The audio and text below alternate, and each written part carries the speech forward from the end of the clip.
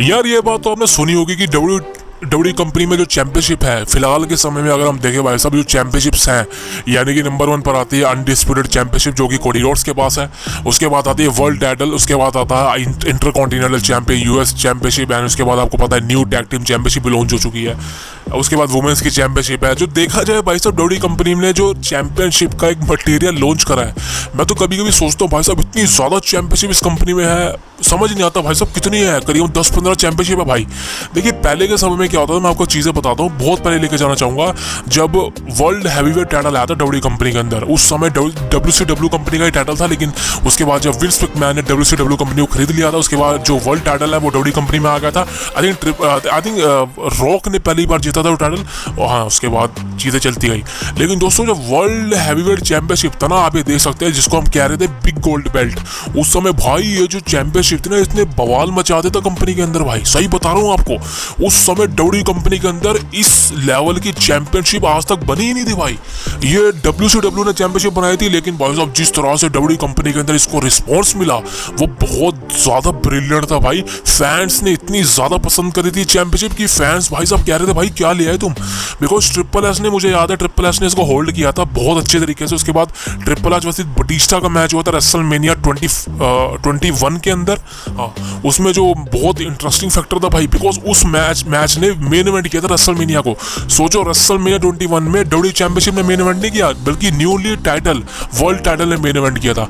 उसके बाद अंडरटेकर ने एज का भी मेन इवेंट हुआ था इस टाइटल को लेके। तो देखा जाए तो वर्ल्ड हैवीवेट चैंपियनशिप ने डब्ल्यू चैंपियनशिप का पूरी तरह से, एक तरह से जो कहते हैं ना कि भाई इसका एक हाइप थी, एक ओरा था, उसको पूरी तरह से डिस्ट्रॉय कर दिया था भाई साहब वर्ल्ड हैवीवेट टाइटल ने।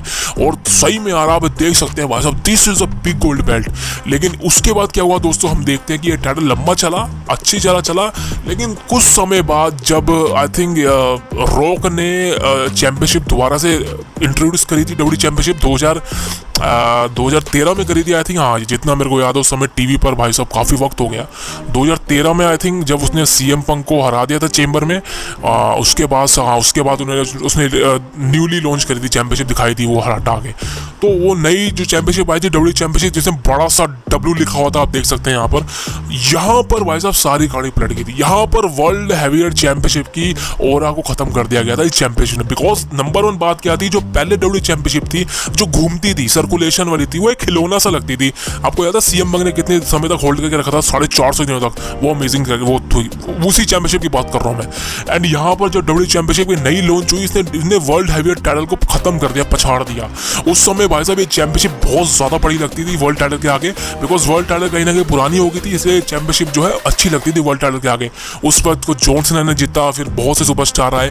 फिर दोस्तों इसको जब ब्रॉक लेसनर ने जीता समर स्लैम 2014 में अगेंस्ट जॉन सीना, वहां पर ब्रॉक लेसनर ने कोई नई चैंपियनशिप दी गई जिसको कहा गया था वर्ल्ड हैवीवेट चैंपियनशिप, यानी कि WWE world heavyweight championship. Undisputed कर दिया था, दोनों को मर्ज कर दिया था।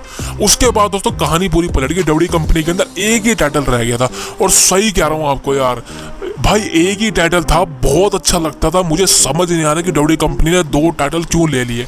वो इसीलिए किया बिकॉज स्मैकडाउन अलग कर दिया, रॉ अलग कर दिया, ड्राफ्ट आ गया, उसके बाद अलग अलग ब्रांड को स्पॉन्सरशिप मिल गई, जिस वजह से अलग अलग टाइटल की जरूरत थी। चलो वो ठीक है, लेकिन भाई साहब आप खुद सोचे कि जब कंपनी में पूरा एक ही टाइटल हो, जैसे मैं बात करता हूँ AEW कंपनी की, AEW कंपनी में भाई साहब एक ही टाइटल है उनका, AEW वर्ल्ड टाइटल। उसके अलावा तो कोई टाइटल नहीं उनके पास, वो छोटे मोटे मिड का टाइटल है, लेकिन एक ही टाइटल है जो कि अच्छा लगता है। वही डब्ल्यू कंपनी के पास भी अच्छा था। लेकिन दोस्तों डब्ल्यू कंपनी हमेशा से ड्राफ्ट करती है, आपको पता है 2 उनके स्मैकडाउन रॉ बहुत बड़े ब्रांड है, और दोनों में अलग अलग स्पॉन्सर है, USA नेटवर्क है और फॉक्स नेटवर्क है। तो दोनों को भाई साहब कोई अपना मेन कंटेंडर तो चाहिए, मेन टाइटल होल्डर चाहिए, जिससे डब्ल्यू कंपनी को भाई साहब न्यू यूनिवर्सल टाइटल लॉन्च करा था 2016 में। लेकिन दोस्तों अब यहाँ पर मैं हिस्ट्री में नहीं जाऊँगा, बिकॉज आपका समय खराब नहीं करूँगा। अब बात करता हूँ भाई साहब ये चीज़ें हैं क्या। अब जिस तरह से दोस्तों आप देख रहे हो कि टाइटल ना आउटडेटेड होते जा रहे हैं, अब जिस तरह से वर्ल्ड हैवीवेट चैंपियनशिप लॉन्च करी है, अब मुझे समझ नहीं आ रहा भाई साहब इसको वर्ल्ड हैवीवेट चैंपियनशिप क्यों उसका नाम दिया गया। बिकॉज वर्ल्ड टाइटल ये था भाई, द बिग गोल्ड बेल्ट, ना कि ये।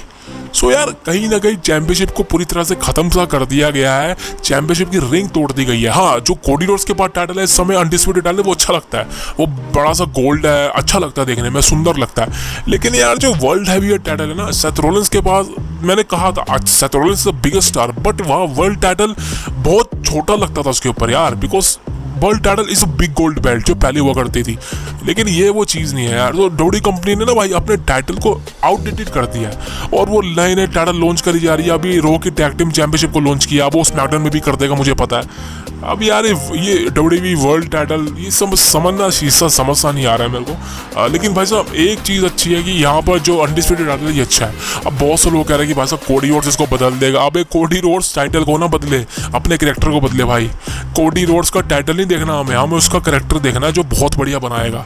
तो भाई कोडी रोड्स टाइटल मत बदलियो, अपना कैरेक्टर को बदल जो सबको पसंद आए देखने में, लोग बोर ना होए, वो चाहिए भाई हमें, समझ रहे हो। तो दोस्तों see you next, please subscribe the cult of wrestling.